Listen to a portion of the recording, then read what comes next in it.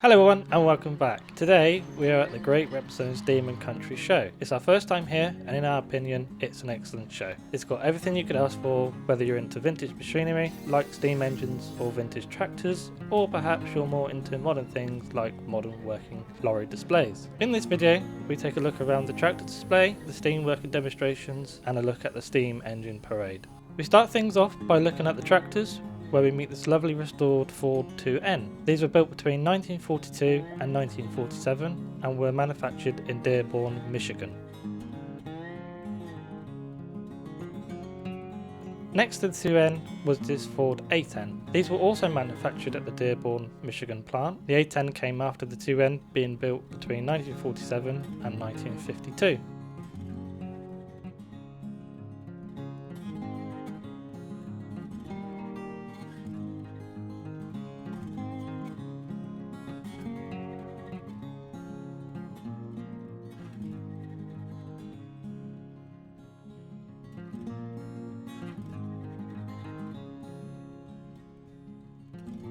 The E27 was presented quite well at Rempstone, with this nicely restored example with Smith's hydraulics, but there were some conversion examples as well, which we will see later in the video.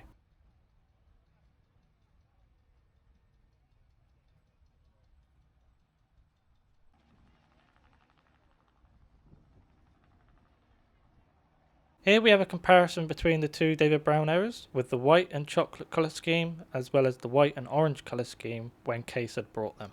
We now take a look at both David Browns, with both being supplied by Burgess.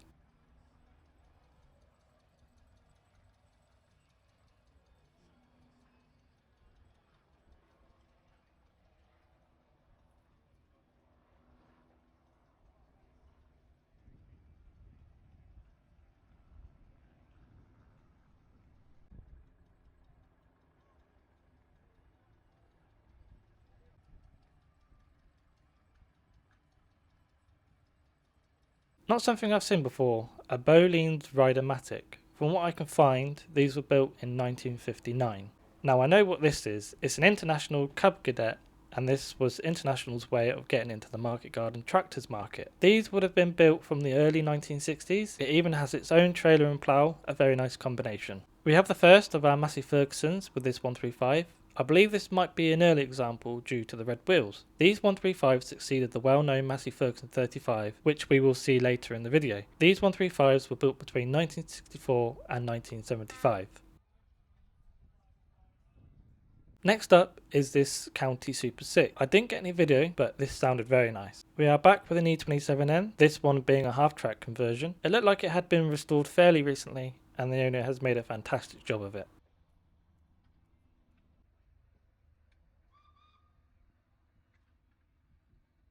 We now move on to the second row of tractors, starting off with this Chamberlain Super 90. These were built between 1962 and 1967. These were powered by a 3.5 litre 3-cylinder GM diesel engine.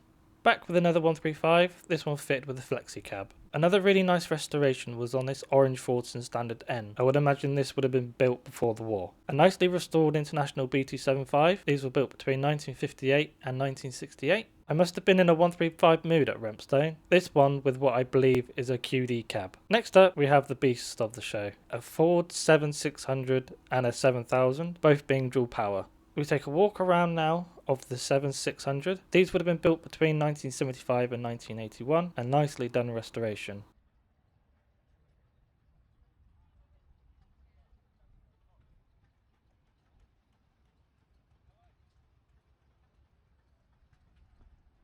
The 7000s were built between 1971 and 1975. Sticking with Ford, we have this Fordson E1A Industrial Major. If I remember correctly, this one was made in 1954. Next up, we have this Nuffield Universal DM4. These were built between 1950 and 1954. It looks like it's had a 6-cylinder conversion at some time of its life. Next up, we have this Case 500. These were built in America, specifically Racine, Wisconsin. These were built between 1953 and 1956. They came with a 6.2 litre 6-cylinder engine. This example still has its American registration plate. Moving back to Fords, we have this Ford 3000. These were built in Force and pre-Force specification. These were built between 1965 and 1975. Back to Massey's, and it's the first sighting of the Massey Ferguson 35. This one being a FE35, so just before the MF35 became mass produced. Sticking with Massey's, we have this Massey Ferguson 590. These were built between 1977 and 1982. Something that caught my eye is this Alice Chalmers Model B. I believe it's got a Land Rover engine conversion by looking at the cone filter. Even has a box for your Jack Daniels. Next up, we have this Fordson Super Dexter. This one being supplied by Sharmans. For more information on the Fordson Dexters, I will leave a card in the top corner where you can learn all about them. I think this was the only John Deere, with this one being a 40S. For more information on the 40 series, pause the video now.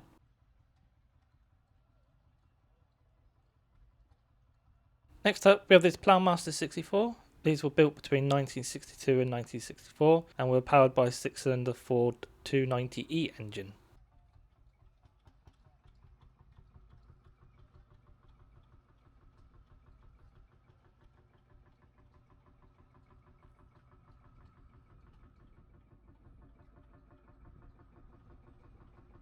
Sticking with the blue and white colour scheme, we have this Fordson New Performance Major. These were built between 1961 and 1964, with the blue and white colour scheme being produced from 1963 to 1964. Going back to conversions, we have this Fordson Rolus J17. There doesn't seem to be a lot of information on these, but they were based off of the E1As, so could have been built between the mid to late 50s. We're back with another Massey Ferguson 35, but this one being a later model being a 35X. These were built between 1962 and 1964. Next is this Ford 3600 Orchard or narrow version. I've personally never seen one before. Let us know in the comments if you have. These Ford 3600s were built between 1975 and 1981. Another tractor I've not seen before is this Ford 5610H. Again, I can't find much information on these, but I guess they were the industrial version of the 5610. Next we have this Caterpillar D7. The D7s has many variations over the years, being built from 1938 to current year. You certainly wouldn't want to get in the way of this. It even tells you not to stand near it whilst it's working. We can't see an International 434 and not talk about it, especially since I own one. These were built between 1966 to 1971. I would suspect this is an early one. Lastly, we have this Fordson County E27N. These would have been built between 1945 to 1952, and as we've seen, the E27N had many conversions possible, as well as the hydraulic manufacturers. This one has been very well restored and has been fitted with a P6, which could have been put in since new. A fantastic display of tractors, which leads us into catching them as they head into the ring.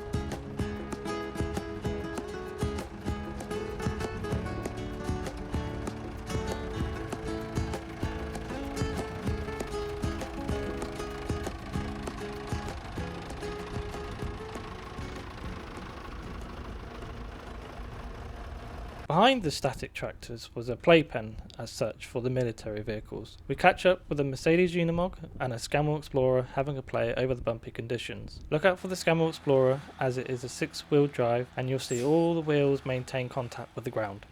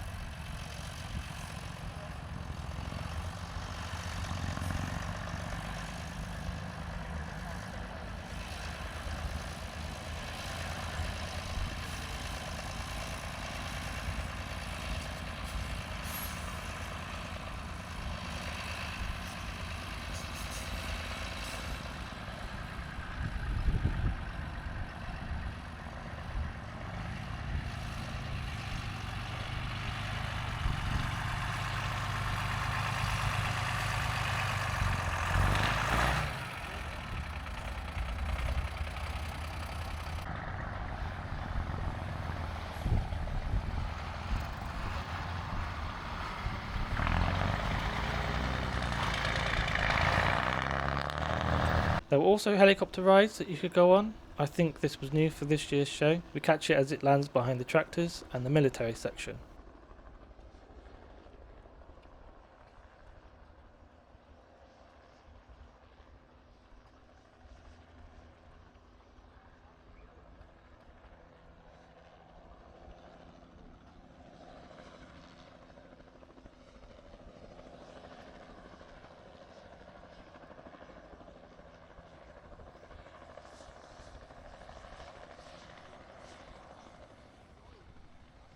We now move on to the steam working demonstration with this agricultural engine working this saw bench.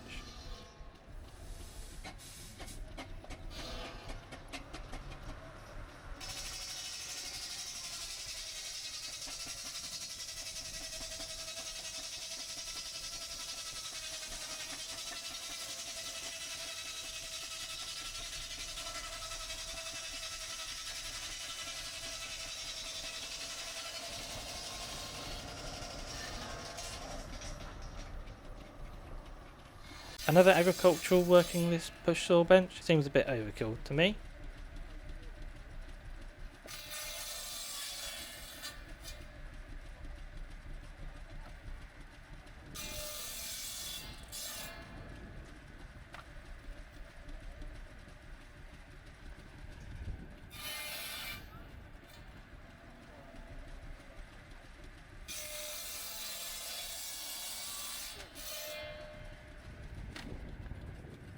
Foster Sprig ticking over nicely. History lesson, Fosters were the creators of what we call tanks today.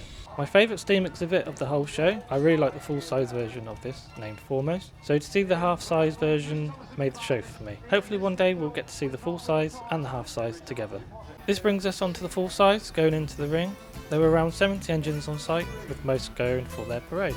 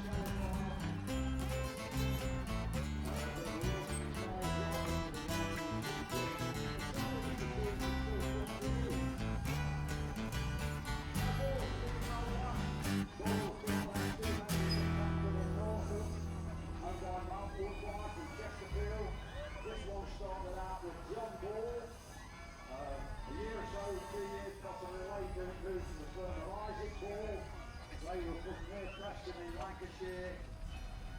Distinctive in that it's got a full country top and toolbox on the back. That's synonymous with their engine. In preservation,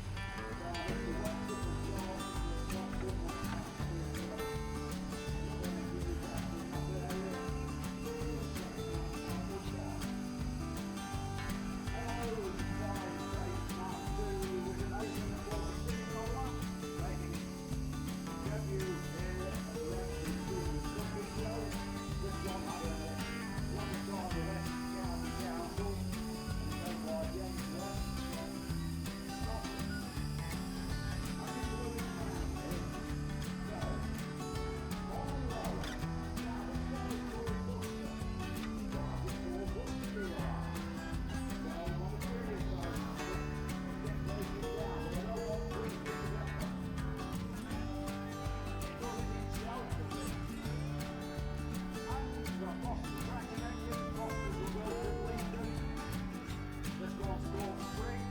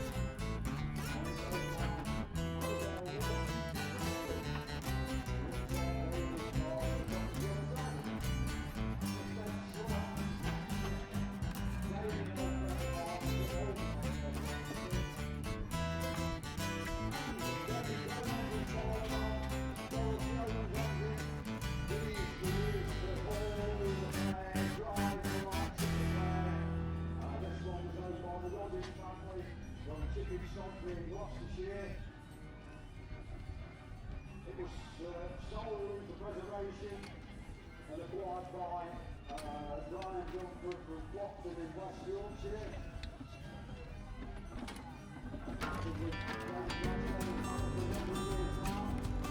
Hello, Mandy. Are you alright? Alright, is that Gabriel? Oh, you got with the boys, yeah? Well done, Dave. Dave's got gold for the power tractor. Give me the rest of the weekend. There you go. Here you go, Dave, as a mate for the season hour. Looks like we're working hard in West Yorkshire.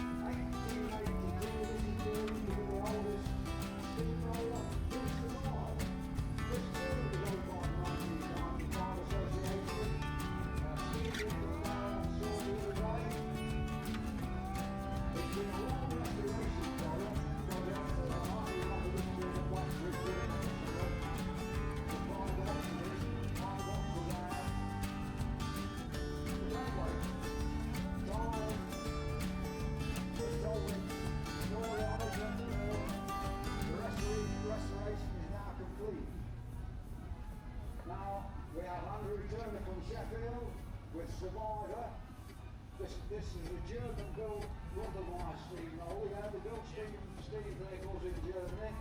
Survivor, built by Rubbermars, I've just said.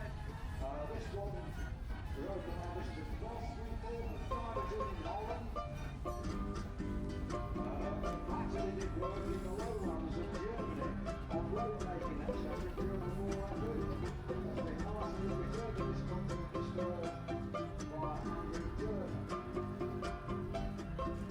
Engine aboard a steamroller that was originally intended for export to Australia, but that all was cancelled and finished up in West Midlands working for Rempstone Corporation.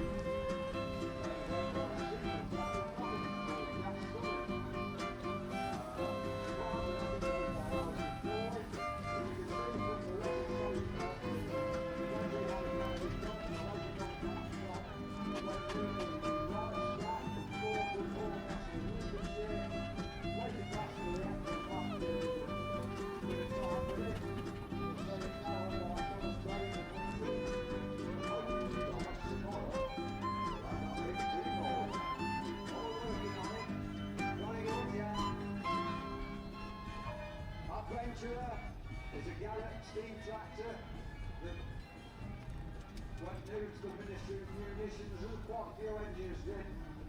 Garrett's built some 500 of these 4CD tractors.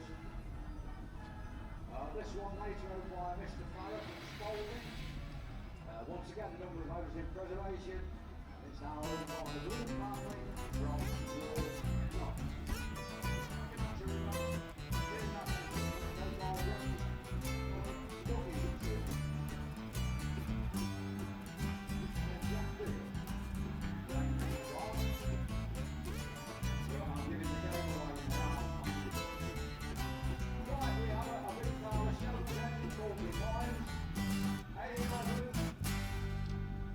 A11 is a power engine of the Rempstone and has been exported to Angola. It's been returned to this country by the little old family from 70 years old. It's been made into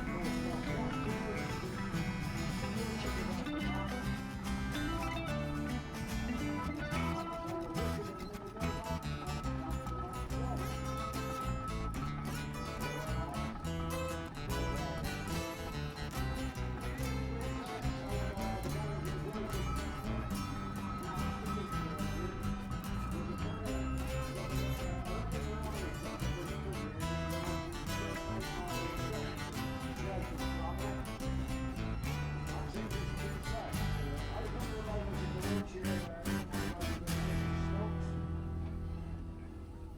Just shows you never know what lurks in the back of the shed. Now we have a single cylinder flying engine that's owned by Nick Hammond from Red Hill. It looks as though they've got a family outing on the back. Goodness me. What I think? This one was originally worked by the Beebe brothers from Rempstone. They were big steam plough contractors. It's been in the Hammond family since the mid-1940s.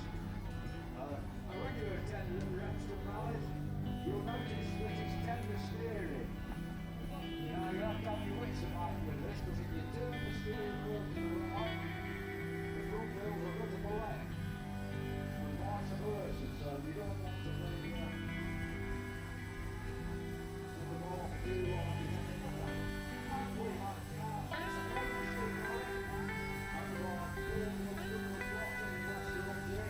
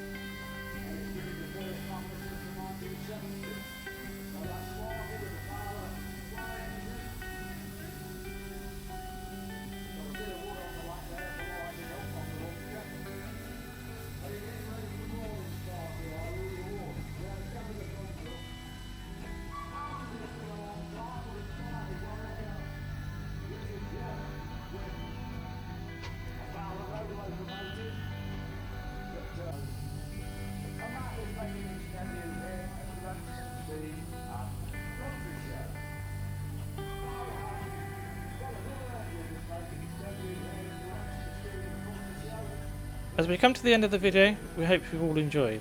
Please do let us know if you have enjoyed this sort of style of video. It has taken a while to make, but I think this one is one of my best videos. If you've enjoyed, please do leave a like and subscribe. It is free. If you want to be notified when we next upload, click the bell icon and you'll get a notification. We hope to see you all next Sunday at 7 PM with another video.